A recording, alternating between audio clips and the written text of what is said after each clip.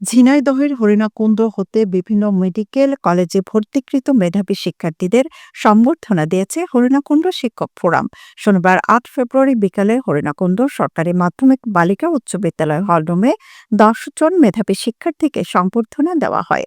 হরিণাকুণ্ড সরকারি মাধ্যমিক বালিকা উচ্চ বিদ্যালয়ের ভারপ্রাপ্ত প্রধান শিক্ষক তাসলিমা খাতুনের সভাপতিত্বে ও মাহমুদ মুর্শেদ শাহিনের সঞ্চালনায় প্রধান অতিথি বক্তব্য রাখেন যশোর বিজ্ঞান ও প্রযুক্তি বিশ্ববিদ্যালয়ের উপাচার্য প্রফেসর ডক্টর আব্দুল মজিদ।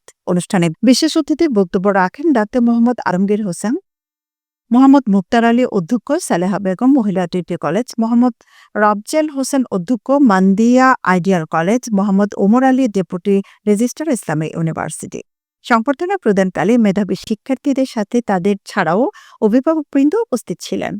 যাদের সম্বর্ধনা দেওয়া হয় তারা হলেন দিনাজপুর মেডিকেল কলেজের ছাত্র তৌহিদুল ইসলাম, একই কলেজের Sanjida Islam, Azadi Mujahid M A G. Osmani medical college, Abdul Mamun Shahid Suhrawardy medical college, Hossain Kabir Khulna medical college, Faria Atmariyani Rajshahi medical college, Afria Farzana Eva Sherebangla medical college এবং শাপেল চট্টগ্রাম মেডিকেল কলেজ।